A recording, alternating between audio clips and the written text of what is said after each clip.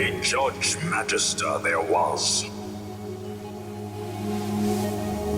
Greetings everyone, this is JudgeMagistR, and for today's Speedrun 1-on-1 episode we're gonna be focusing on the Yeti. Yeti was the first boss that I began practicing speedrunning, and thanks to Yeti, it has taught me many speedrun foundations this game has, such as using the boss animations to ring the bells more than once. And for today's guide, I'm gonna show you everything that I learned against Yeti as well on how to improve your runs against it. This is the table of content, other things I'll be going through this video, and without any further delays, let's jump straight into it.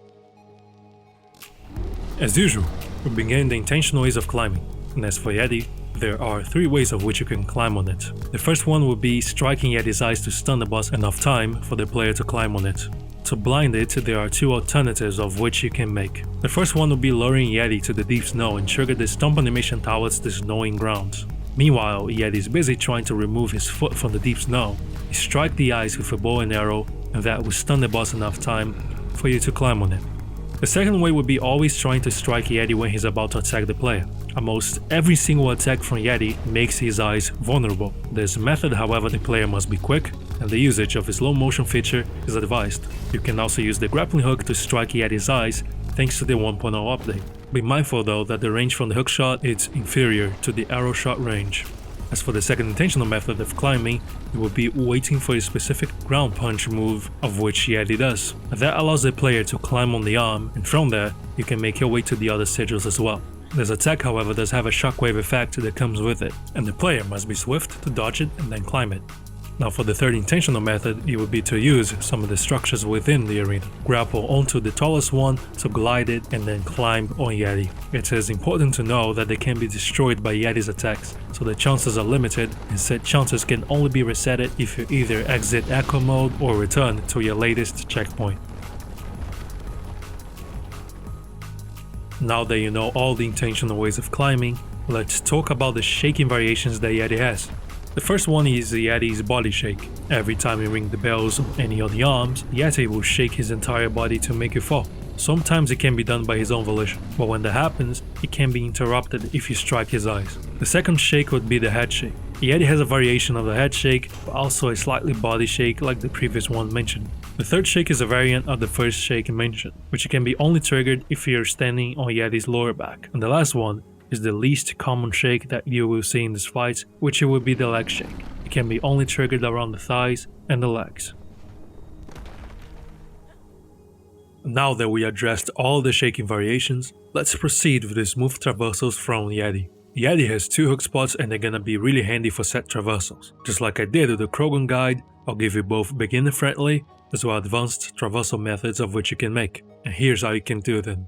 But first, one thing both methods need to prioritize is definitely unbinding the sigil from the right arm first, because it's the toughest one to climb onto, and the chances are granted only at the beginning of the fight. To climb on it, there are 2 alternatives that can be made. The first one will be to stand near Yeti's right arm. You're most likely to punch the ground depending on where the player stands. Jump over the shockwave and then climb on it. Getting to the sigil may be stamina consuming, so you can either play safe or you can risk a little bit by jumping off and then grapple onto the right hook spot above the shoulder. Now for the left arm, if you have bow and arrow at your disposal, you can start by blinding Yeti as soon as you're done with the right arm sigil. While Yeti is down, the alternatives that can be made is to either climb Yeti's left arm, or you could also grapple at the left hook spot above his shoulder. This allows you to either go to the head, or you could also fall back to the arm where the sigil is located. As for the head sigil, once you're done with any of the arms, simply wait for the body shake to cease, jump off from the arm, and then grapple onto the hook spots of which Yeti has. If you're fast enough, you could also jump off before the shake starts and grapple onto the hook spot. And once you reach there, you can glide your way to any of the arms if there are sigils remaining. As for the advanced methods, they do have a degree of consistency, but things could go south really quick, like the right arm for example. There's only a single chance that this can be done, and the reason for that is that you'll need to grapple at Yeti's head statue, and said statue can be destroyed by his attacks. Once you notice his arms approaching, that's when you can jump off and then land on the arm,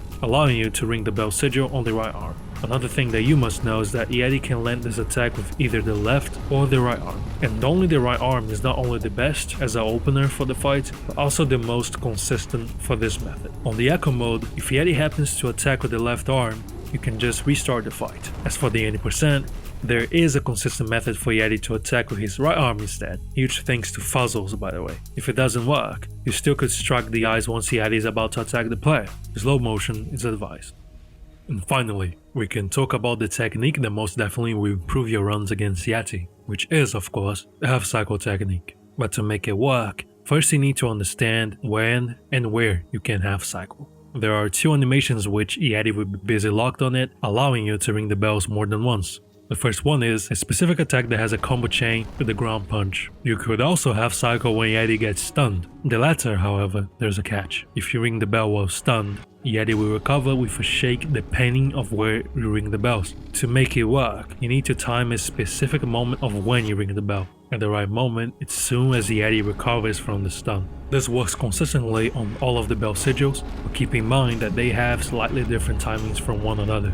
The second alternative is using this specific attack to half-cycle Yeti. To make it work, however, I only recommend doing this as an opener for the fight. And for our fortunate speedrunner luck, we have Yeti's head statue, of which we could grapple onto right at the beginning of the fight. Grappling onto it gives us exactly what we need to avoid the attack and land on the arm smooth enough. I personally recommend placing your camera from a top-down angle so you can see when the hand is approaching, and also to increase consistency while running on Yeti's arms. And that's where the half-cycle begins. When you land on Yeti during this attack, Yeti has a follow-up combo which he will punch the ground. If you run your way to the sigil before the follow-up combo begins, this allows you to half-cycle before he shakes you off. This may require a lot of practice though, so keep that in mind. Speaking from experience, the half-cycle save times comes from cutting some of the body shake animations that lasts roughly about 14 seconds. That's almost a minute counting both of the arm sigils, so the best setup I recommend is to start the fight with the second alternative to half-cycle on the right hand, do the head sigil with no half-cycles since the head shake is shorter, and then finish the left arm sigil with the stun half-cycle technique. If done everything successfully, you will cut 3 body shakes from Yeti, which will save you roughly about 40 seconds. There were discussions among speedrunners about the differences between the game modes and difficulties. Although most of them are just damage numbers and the survival system, Yeti's differences comes from his attacks and also his shaking reaction. The attack in question is the one we need to half-cycle. The speed from it is clearly faster, and that makes the half-cycle window really tight. It is still possible to do it, but much more precise than any half-cycle in this game. As for the shaking reaction, that applies to most of the bosses, but Yeti's head shake sometimes happens a little too fast. Too fast that I had to come up with a few alternatives by not getting interrupted while charging the bell. The first one would be using the opener strat to reach the head as soon as possible. To make it consistent enough, all you have to do is to stand still once you land on the hand, and then jump when Yeti's head reaches the player. Although this may look super flashy, it is more consistent than running to the arm sigil. The second alternative will be delaying your arrival to the head sigil. Although this is not guaranteed to happen, Yeti may shake his body to make you fall, and that's when you rush your way to the head and ring the bell.